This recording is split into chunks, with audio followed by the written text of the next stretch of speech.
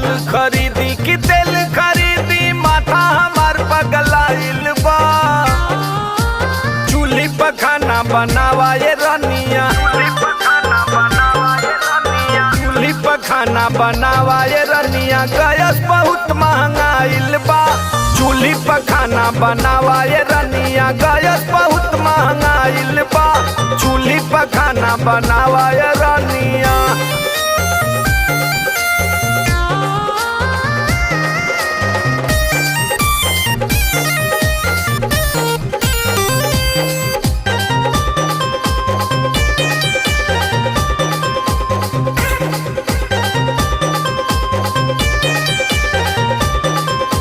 कर्जा लिया चाहे खोदा तो कुआ, चूल्हे पे लागे बड़ी जोर धुआं।